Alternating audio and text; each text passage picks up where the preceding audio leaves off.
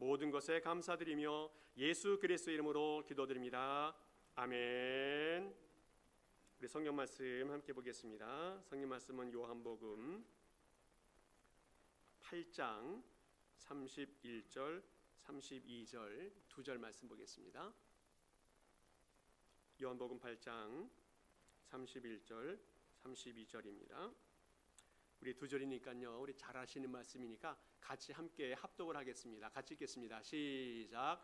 그러므로 예수께서 자기를 믿는 유대인들에게 이르시되 너희가 내 말에 거하면 참으로 내 제자가 되고 진리를 알지니 진리가 너희를 자유롭게 하리라.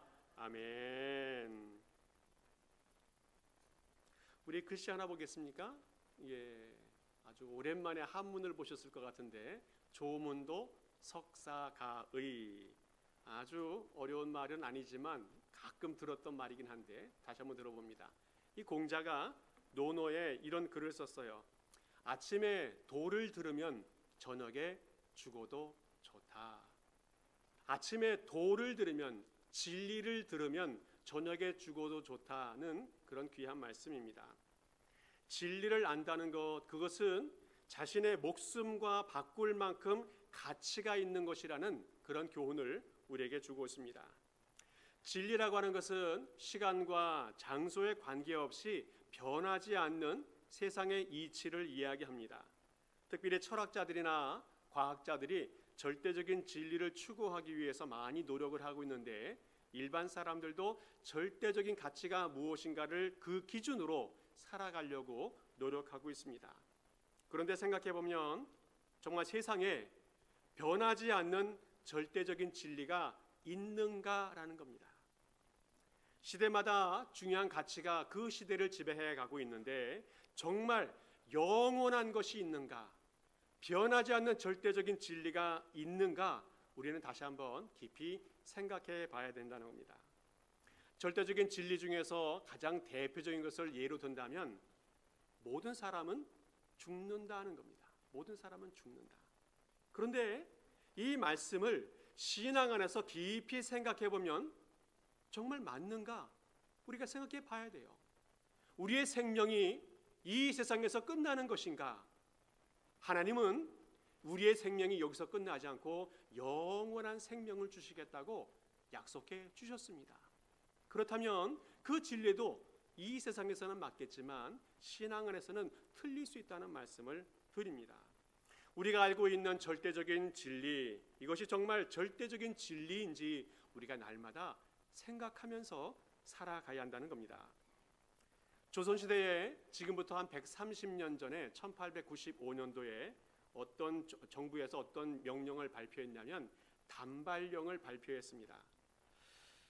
정부에서 위생상 이 상투를 틀고 사는 것이 별로 좋지 않고 일하는데 불편하니까 이제 머리를 잘라야 된다라고 하는 명령을 내렸어요. 사회가 변화되어지고 새로운 시대를 맞이하기 때문에 새로운 가치를 선포하게 되어졌습니다. 그래서 전국 방방곡곡에 순사들이 돌아다니면서 가위를 들고 상투 있는 사람을 다 잘라버리는 거예요. 근데 일반 백성들이 어떻게 했습니까? 모두 거부하기 시작했어요. 또 다른 글 하나 볼까요? 효경에 이런 말이 나와요. 신체 발부 수지 부모 불감회상. 모든 신체는 부모님이 전수해 준 것이기 때문에 하나라도 감하면 안 된다는 그런 메시지가 이 말이에요. 이 말씀이 그 시대의 일반 백성들의 절대 가치였기 때문에 사람들이 어떻게 합니까? 가위를 들고 상투를 자르러 올 때 뭐라고 얘기해요? 내 목을 잘라라. 그러면서 그 가치를 지키기 위해서 정부의 가르침을 거부하는 모습이 있었습니다. 지금은 아무것도 아닙니다. 머리 자르는 거 매달마다 가는 사람도 있고 또 종종 가서 아름답게 만들기도 하지만 그 시대는 이것이 문화적인 충격이었고 큰 갈등이 될 수도 있었다는 겁니다. 서양에서도 마찬가지입니다. 지동설과 천동설이 두 가치관이 부딪히는 시기가 있었습니다. 고대에서부터 사람들은 천동설을 믿고 있었어요. 지구가 중심이다. 그래서 태양도 지구를 돌고 행성들도 지구를 돈다라고 생각하고 살았어요. 그런데 16세기가 되면서 코페르니쿠스라고 하는 사람이 이 천동설이 좀 문제가 있다고 생각했어요. 그러면서 깊이 연구하면서 발견한 것이 태양이 중심이고 지구가 돌고 다른 행성들도 돈다는 지동설을 주장하게 되었습니다. 그리고 그 주장을 뒷받침하는 갈릴레오 갈릴리에라는 사람이 지동설이 맞다는 주장을 지지해 주었어요. 그랬더니 교황청에서 이 갈릴레이를 불러요. 그리고 종교 재판을 합니다. 너 이거 취소할래? 계속 주장할래? 계속 주장한다는 그 말에 이 사람이 유죄 판결을 받고 감옥에 가게 되어지는데 9년 동안 감옥에서 생을 마치게 되어집니다. 그렇지만 그 사람이 마지막 유명한 말을 남겨요. 그래도 지구는 돈다. 두 가치관이 부딪히는데 목숨을 걸고 지킬 만한 귀한 가르침인가에 대해서 생각하게 하는 그런 기준입니다. 이 세상에는 변하지 않는 진리가 없습니다. 시대에 따라서 가치관이 변해가고 있다는 거예요. 예전에는 우리 가정의 중심이 부모님이었고 또 아빠가 기준이 되었었는데 요즘에는 많이 바뀐 것 같아요. 아이들이 기준이 되어지고 여성이 중심이 되어져 버려서 반찬을 할 때에도 아이들 중심으로 또 아내 중심으로 되어지는 것은 아닌가 하는 생각이 들어집니다. 지난달 28일에 헌법재판소에서 하나 중요한 발표를 했습니다. 이제는 태아 중에서 성별을 이야기해 주어도 된다라고 발표를 했어요. 38년 동안 태아의 성별을 알려주는 것이 불법이었는데 이제 합법으로 바뀌게 되었습니다. 그전에는 남아 선호 사상이 너무 강해서 성비가 불균형이 되어졌고 그 시대에는 여아가 태중의 여아들이 낙태되는 일들이 너무 많이 있었었는데 이제는 그런 문제가 다 사라지고 이제는 딸을 더 선호하게 되어지고 이제는 아이 자체가 없어지는 상황이어서 그 법을 폐지했다는 겁니다. 오늘 우리의 현실 속에서 이런 문제들뿐만 아니라 우리의 삶을 지탱하는 아주 중요한 것들이 많이 있습니다. 돈이나 명예나 건강이나 또 가족이나 사랑하는 사람들, 친구들, 우리의 삶을 풍요롭게 하는 모든 조건들과 존재들이 있는데 이것들이 정말 진리가 될 수 있는가에 대해서 우리는 생각해 봐야 한다는 겁니다. 이것들이 정말 끝까지 우리의 삶을 지켜줄 수 있는 진리가 될 수 있는가 생각해 봐야 한다는 겁니다. 바울은 마지막 날에 불이 나타나서 이 세상의 모든 것들을 다 심판한다 이야기하는데 거기에서 타지 않는 것들은 상을 받을 수 있다는 말씀을 하고 있어요. 고린도전서 3장 말씀에 이런 말씀을 하고 있습니다. 이 세상의 모든 것들이 금이나 은이나 보석이나 나무나 풀이나 지푸로 세워진 것들인데 그 이후에 마지막 날에 하나님이 불러 모든 것을 심판하게 될 때에 타는 것들과 타지 않는 것들이 나타나게 될 건데 마지막 날의 삶의 기초가 진리로 세워진 타지 않는 것들로 세워진 사람에게는 상을 받을 수 있겠지만 모두가 다 타버리는 이런 사람들에게는 해가 있을 수 있을 것이다 라고 말씀해 주고 있습니다.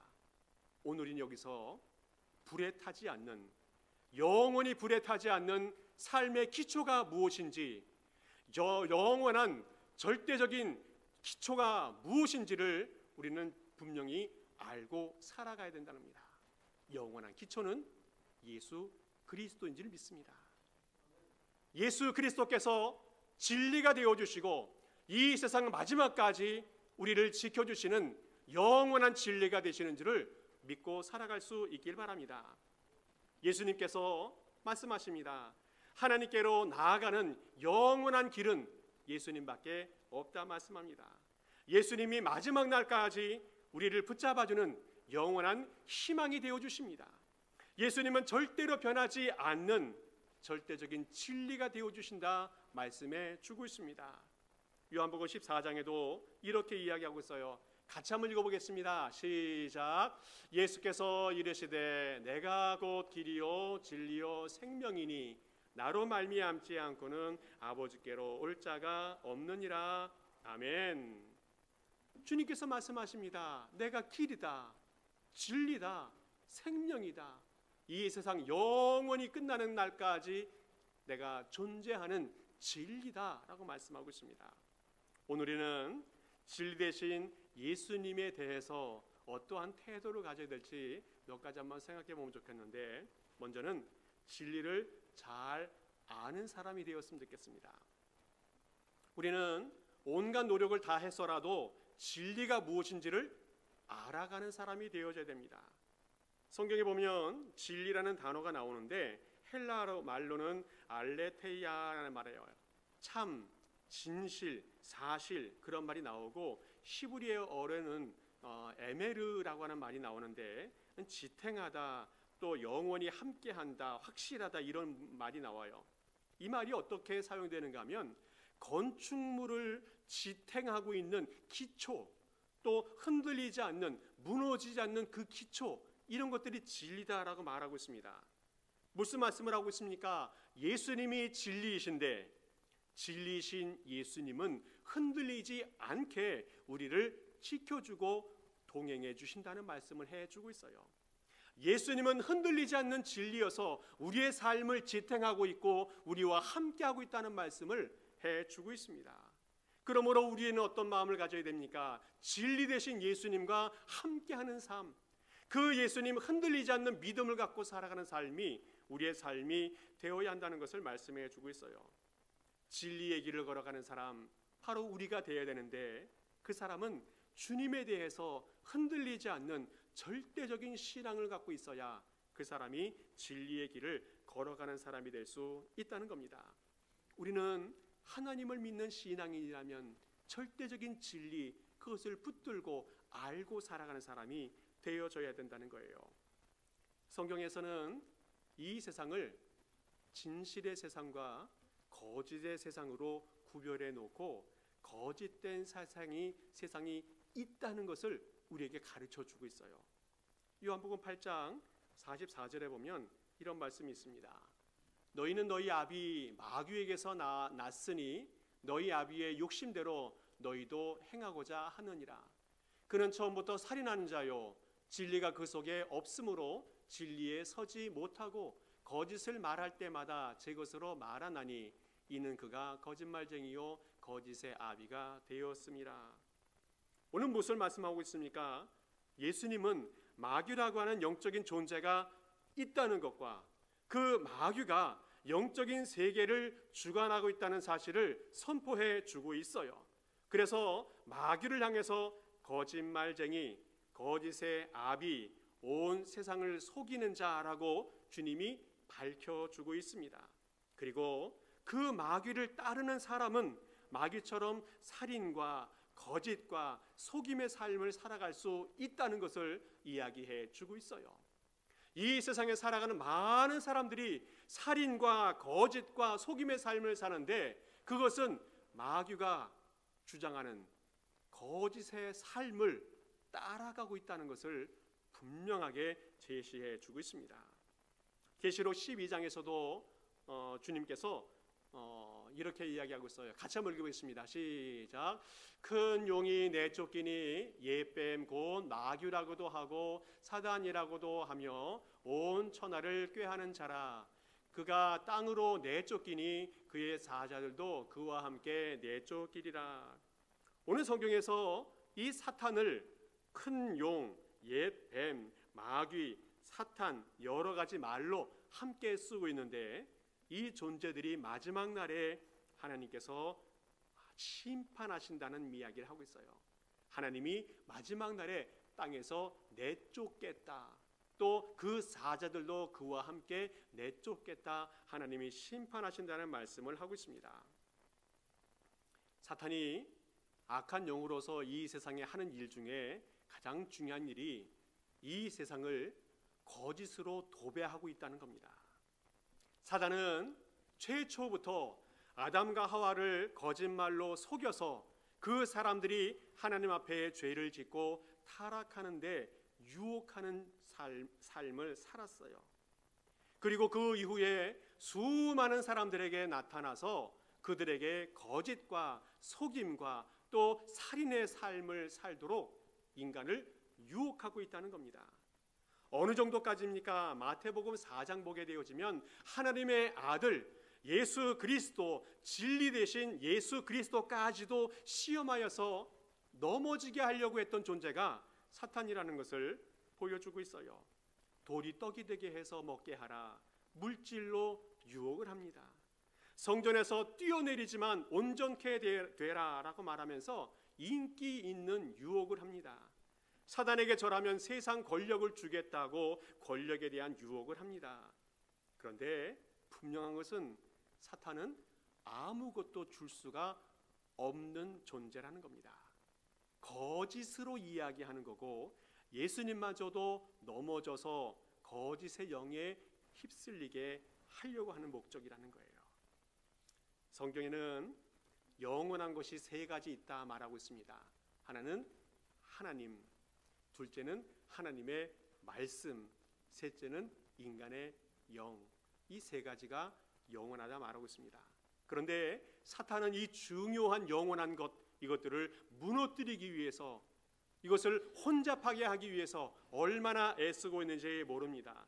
사단은 하나님께 대항합니다. 하나님을 떠나서 거짓의 세상을 만들기 위해서 이 세상을 혼란스럽게 하고 혼돈스럽게 하고 있습니다.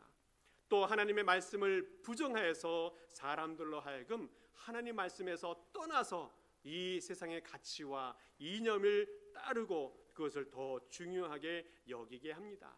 또 하나님의 사람들을 유혹하고 있어요. 사람들을 이용해서 자신의 욕망과 자신의 이익을 채우게 하고 있다는 겁니다. 물질의 눈이 어두워서 사람을 이용해 먹고, 그러면서 사람이 희생당하고 가정이 파괴가 되어지고 공동체가 흔들리는 이런 일들을 누가 주도하는가? 이 거짓의 영인 사단이 주도하고 있다는 겁니다. 그리고 이 사단에게 유혹되어져서 이용당한 많은 사람들이 무엇이라고 얘기합니까? 어쩔 수 없었다, 사정이 있었다, 나도 모르게 했다, 이렇게 변명하면서 그 악한 삶을 계속 살아가고 있습니다. 이런 상황에 주님께서 무엇이라고 말씀합니까? 베드로전서 5장 8절에 이렇게 말씀합니다. 같이 읽어보겠습니다. 시작. 근신하라, 깨어라. 너희 대적 마귀는 우는 사자같이 두루 다니며 삼킬 자를 찾나니. 하나님께서 말씀하십니다. 이 악한 세상에서 근신하라, 깨어라. 너희 대적 마귀가 우는 사자같이 두루 다니면서 삼킬 자를 찾고 있다 말하고 있습니다. 우리는 다시 한번 이 세상에 영적인 세상이 있다는 것을 알아야 합니다.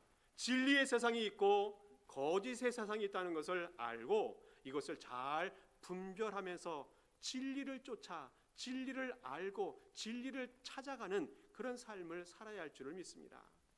이 세상에 어떤 이론도 가치도 영원한 가치, 하나님의 말씀, 이것을 대신할 수가 없습니다. 사랑하는 성도 여러분, 영원한 가치, 진리를 추구하며 살아가는 복된 백성 될 수 있기를 간절히 축복합니다. 또 하나 기억해야 할 것은 진리를 잘 믿어야 한다는 겁니다. 믿어야. 오늘은 진리를 아는 데서만 머물면 안 된다는 겁니다. 진리를 믿어야 한다는 거예요. 진리는 아무리 많은 것을 알고 있어도 내 것이 아니라는 겁니다. 진리를 믿을 때에 그때야 비로소 진리가 내 것이 될 수 있다는 겁니다. 진리라고 하는 것은 성경에서 히브리어로 아만이라는 말로 써요. 그 말이 어떻게 변화됐냐면 아멘이라는 말로 변화가 되어졌습니다. 아멘이라는 말이 무슨 말입니까? 굳게 믿는다, 확신한다, 그대로 이루어지기를 바란다, 이런 의미가 아멘이라는 뜻입니다. 그런데 성경에 아멘이라는 말이 여러 번 나오는데 제일 많이 나오는 곳이 신명기 27장이 되어지겠습니다. 모세가 하나님 말씀을 선포하면 백성들은 아멘으로 화답하게 되어지는데 15절에서 26절까지 12번이나 계속해서 반복하는 것을 볼 수가 있습니다. 무엇을 이야기합니까? 하나님 말씀이 선포될 때에 그 말씀을 그대로 받겠습니다. 그 말씀이 이루어지기를 바랍니다.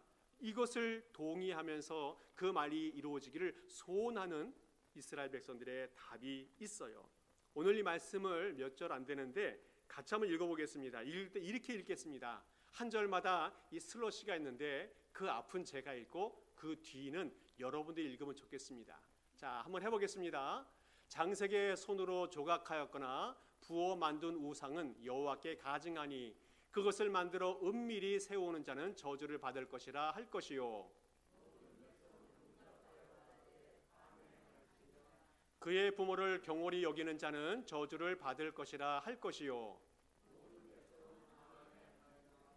그의 이웃의 경계표를 옮기는 자는 저주를 받을 것이라 할 것이요, 맹인에게 길을 잃게 하는 자는 저주를 받을 것이라 할 것이요, 객이나 고아나 과부의 송사를 억울하게 하는 자는 저주를 받을 것이라 할 것이요, 그의 이웃을 암살하는 자는 저주를 받을 것이라 할 것이요, 무죄한 자를 죽이려고 뇌물을 받는 자는 저주를 받을 것이라 할 것이요, 이 율법의 말씀을 행하지 아니하는 자는 저주를 받을 것이라 할 것이요. 아멘.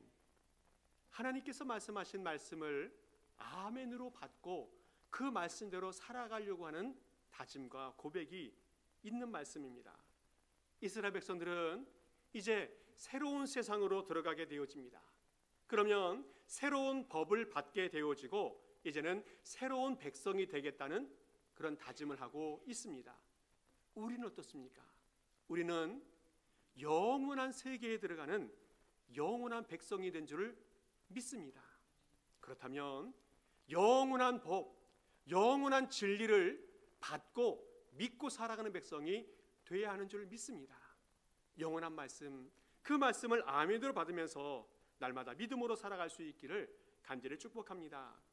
하나님은 하나님의 말씀을 아멘으로 받는 것, 이것이 어떤 것인가 구체적으로 설명해 주겠는데 마음에 새겨야 된다. 끝까지 그 말씀을 지켜야 된다는 말씀을 하고 있어요. 여호수아 1장 8절에 여호수아가 이렇게 선포합니다. 이 율법책을 내 입에서 떠나게 하지 말며 주야로 그것을 묵상하여 그 안에 기록된 대로 다 지켜 행하라. 그리하면 내 길이 평탄하게 될 것이며 내 길이 형통하리라. 그 말씀을 입에 붙여놓고 마음에 새기고 묵상하고 실천하면서 그 말씀이 내 삶에 적용이 되도록 살아가는 것, 바로 그것이 아멘의 삶이라는 것을 말씀해 주고 있어요. 신명기 32장 보게 되어지면 모세의 노래가 나오는데 이스라엘 백성들에게 모세가 마지막으로 설교의 말씀을 해준 것이 신명기인데 1장에서 31장까지 설교의 메시지를 전하고 이제 32장에 모세가 하나님을 찬양하는 그런 노래가 나옵니다. 자, 그런데 그 노래 중에서 어떤 내용이 나오는가 하면 하나님은 든든하게 이스라엘 백성들을 지켜주고 자상한 아버지처럼 이스라엘 백성들을 돌보고 먹여주었는데 배부른 이스라엘 백성이 그 하나님의 사랑과 은혜를 잊어버리고 자기의 구원과 반석이 되신 하나님을 발로 차버리고 말씀을 거부해버린 것에 대해서 이야기하고 있어요. 이스라엘 백성들은 어려울 때, 힘들 때 하나님을 끝까지 붙들면서 기도하면서 매달렸는데, 그래서 하나님이 각별한 보살핌과 은혜를 베풀어 주셔서 윤택한 삶을 베풀어 주셨다면 그 이후에 하나님을 헌신짝 버리듯 버려버리는 삶에 대해서 예고해 주고 있어요. 그리고 아무 도움도 되지 않는 우상을 따르고 허망하기 짝이 없는 귀신에게 제사 드리는 삶을 예고하고 있어요. 무엇을 이야기합니까? 우리의 삶이 상황에 따라서, 시대에 따라서 얼마나 변덕스러운지에 대해서 미리 예고해 주고 있다는 겁니다. 잘 나가고 배부를 때는 교만하거나 배은망덕하지 말아야 한다는 교훈을 해 주고 있습니다. 오늘 우리는 어떤 삶을 살아가고 있는지 다시 한번 돌아볼 필요가 있습니다. 배부르고 살만한 세상에 되었을 때에 하나님께서 말씀하시는 수많은 말씀들, 그 말씀이 불편하고 또 귀찮고 나를 힘들게 하는 것은 아닌가, 하나님을 거부하며 살아가고 있지 않는지 우리 자신을 돌아볼 수 있어야 된다는 겁니다. 하나님 말씀 중에는 저주의 메시지도 있고 경고의 메시지도 있는데, 그 말씀을 순종하기보다는 멀리 해버리고 날마다 축복만 선포하고 있는 다른 잡신들을 따라가려고 하는 마음은 있지 않는지 우리 자신을 돌아봐야 한다는 겁니다. 내 영적인 상태, 하나님을 향한 내 태도가 어떤지 항상 돌아볼 수 있어야 된다는 겁니다.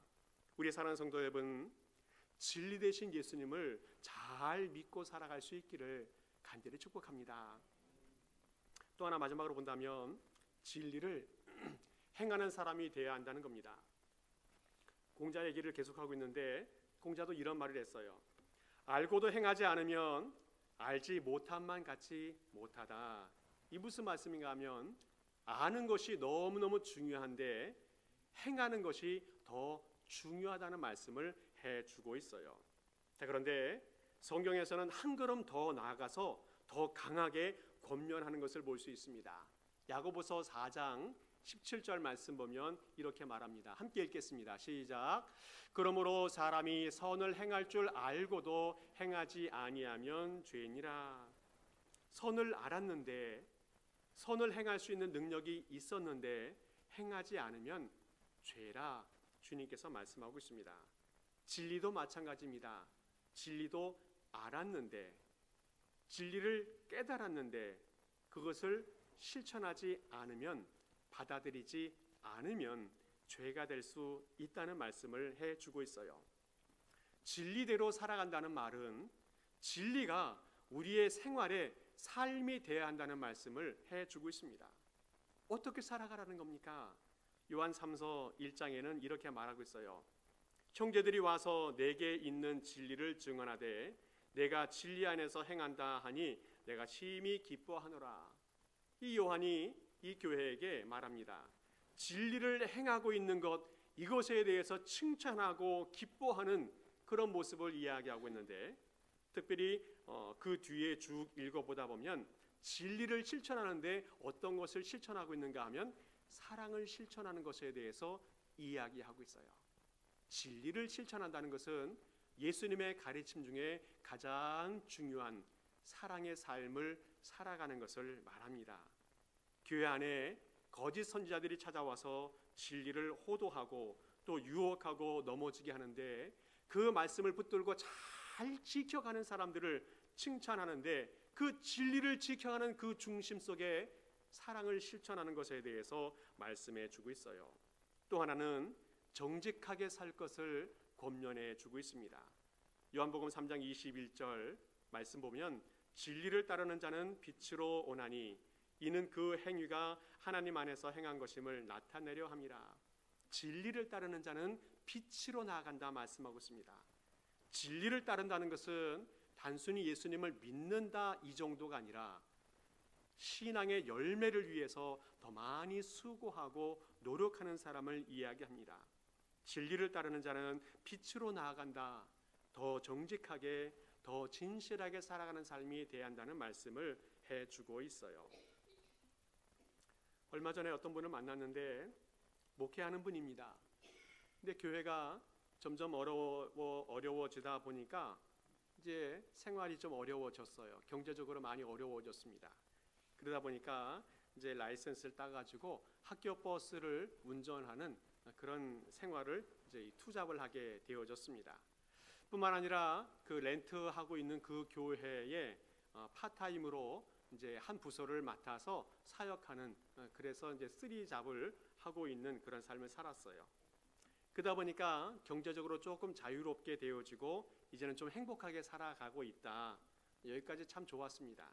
그런데 그 다음에 그 사람이 올해 이제 자기 자녀를 좋은 대학에 보냈는데 무료로 보내는 것뿐만 아니라 장학금을 더 많이 받으면서 보낼 수 있다고 막 자랑을 하는 겁니다.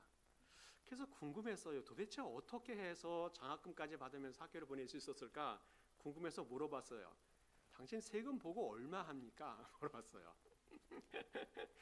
듣고 나서 제가 기가 막혔습니다. 정말 수준 이하의 금액을 세금 보고하면서 하다 보니까 여러 가지 혜택을 받을 수 있었던 겁니다. 그때 저는 입으로 욕하지 않았는데 집으로 돌아오면서 욕 많이 했어요. 속으로 욕 많이 했습니다. 지금 세금 보고 기간이고 여러 가지 우리의 삶을 돌아볼 때에 정말 정직하게 살아가고 있는가, 진실하게 살아가고 있는가, 그리스도인처럼 살아가고 있는가에 대해서 다시 한번 돌아보는 시간이 되어집니다. 조금 속이면 편안할 수도 있고 넉넉할 수도 있고 여유 있을 수도 있습니다. 그러나 그 삶이 계속 이어지면 거짓에 매이는 삶이 되어진다는 겁니다. 오늘 성경에서 말씀하고 있어요. 진리를 알지니 진리가 너희를 자유케 하리라. 진리를 따르는 사람은 빛으로 살아가야 되는데 진리를 알지니 진리가 너희를 자유케 하리라 말씀하고 있습니다. 진리를 따르는 사람은 진실하게 살아야 되고 정직하게 살아야 됩니다. 그렇지 않으면 하나님 말씀과 부딪히게 되어져요. 그리고 내 양심과 부딪히게 되어지고 결국은 자유를 잃게 되어진다는 겁니다. 진리 대신 예수님을 믿고 살아가는 사람은 돈 앞에 정직하고 당당하게 살아갈 수 있어야 됩니다. 그래야 자유할 수 있습니다. 정직하게 진실하게 진리를 믿고 살아가는 사람은 권력이나 세상 앞에 당당하게 살아갈 수 있어야 됩니다. 그래야 자유할 수 있습니다. 진리 대신 예수님을 믿고 살아가는 사람은 세상의 유혹이나 거짓 앞에 주눅들지 아니하고 당당하게 살아갈 수 있어야 됩니다. 그래야 자유할 수가 있습니다. 오늘 성경에서 사랑하며 살아가라, 정직하게 살아가라, 이것이 진리로 살아가는 삶이라 말씀하시면서 그 안에서 자유의 삶이 보장된다는 말씀을 하고 있습니다. 말씀을 정리합니다. 예수님이 진리이십니다. 하나님의 말씀이 진리이십니다. 사랑하는 성도 여러분, 진리 되신 예수님을 잘 믿을 수 있기 바랍니다. 잘 붙들 수 있길 바랍니다. 그리고 진리 되신 하나님의 말씀을 실천해가는 그런 성도들 될 수 있기를 축복합니다. 그러면 주 안에서 자유하게 될 것입니다. 함께 기도하겠습니다. 사랑의 아버지 하나님 감사합니다. 이제까지 진리